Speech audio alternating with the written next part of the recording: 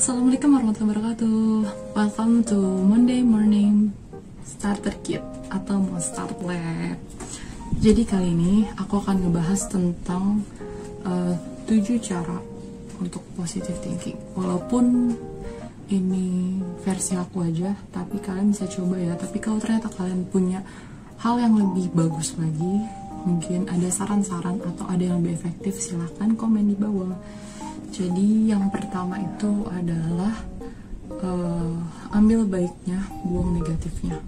Maksudnya apa? Jadi misalkan kamu janjian sama seseorang di satu tempat, kamu pengen ke Gramedia, ternyata dia batalin janji itu, kamu negatif thinking bahwa dia itu ngeselin, dia itu ingkar janji. Padahal kan nggak gitu ya, itu yang salah. Jadi di saat kamu seperti itu, kamu harus berpikir kamu ada di posisi dia, bahwa kalau ternyata kamu di posisi dia, kamu emang gak bisa pergi ke Gramet untuk ngambil itu karena ibu kamu sakit, atau ternyata kamu punya hal yang lebih urgent, kamu pasti akan nauin karena kamu ada di posisi dia gitu. Kayak kamu gak mungkin mau kan kalau misalkan kamu beralasan ke orang lain, ternyata mereka gak percaya sama kamu dan anggap kamu bohong atau khianat. Nah, sama seperti kayak gitu. Jadi untuk berpikir positive thinking adalah dengan cara ambil baiknya, buang negatif dulu, negatifnya nanti aja. Kita langsung ke move yang kedua. Cara kedua itu kamu harus nulis. Jadi ini adalah cara yang efektif sih. Jadi ini disebut morning page juga. Aku tahu ini dari Lavender, YouTuber, dan dia tuh keren banget. Dia ngebahas tentang tentang berbagai macam tips trik self development. Juga ada beberapa rekomendasi buku, dan dia bahkan membuat jurnal yang keren banget. Jadi kamu silahkan cek YouTube, dan ada websitenya dan ada Instagramnya. Oke, jadi tadi yang kedua itu kamu harus terus menulis.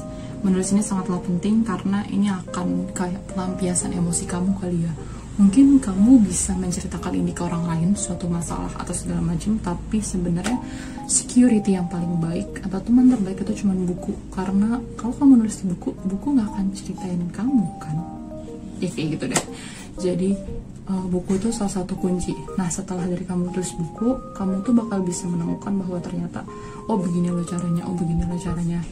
Jadi nanti lama-kelamaan kamu akan mulai terarah gimana caranya kamu menyelesaikan masalah yang sebenarnya kamu cuma negatif thinking atau overthinking doang gitu. Terus yang ketiga yaitu kita nyantik dulu ya guys, aku nggak hafal.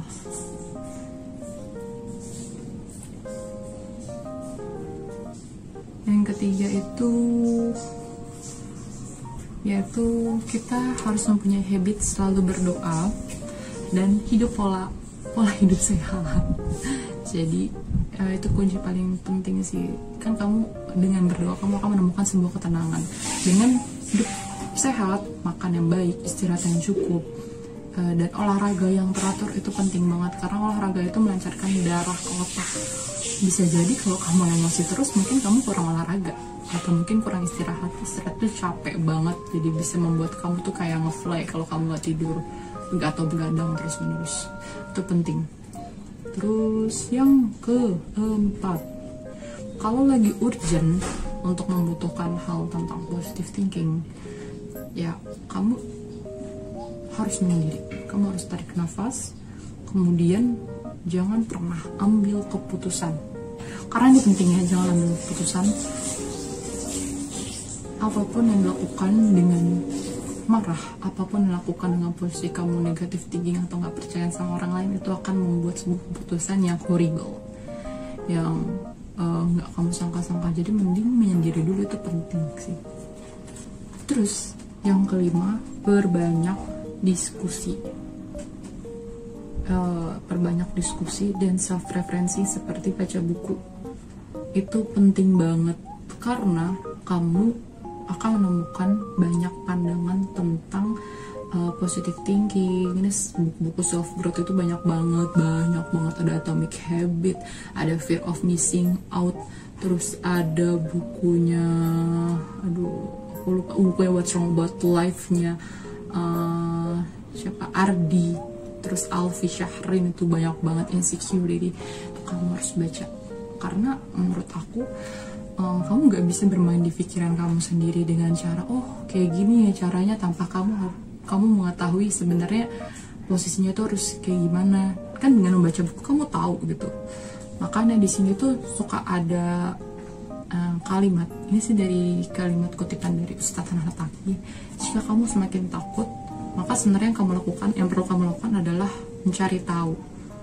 Jadi semakin takut berarti semakin gak ada ilmu gitu. Jadi kalau kamu mau semakin berani atau semakin positive thinking, ya kamu harus cari ilmu gitu. Semakin kamu tahu maka kamu semakin pede kan, kuncinya kayak gitu.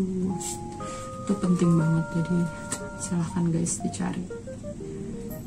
Terus yang keenam, selalu lakukan persiapan atau planning, karena segala hal yang dadakan itu emang nyebelin banget sih, pasti bakal berakhir.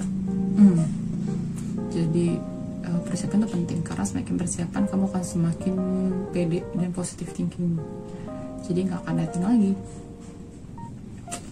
Terus yang ketujuh itu adalah, aku ngeliatnya dari sini ke sini mulu ya, harusnya ke sini.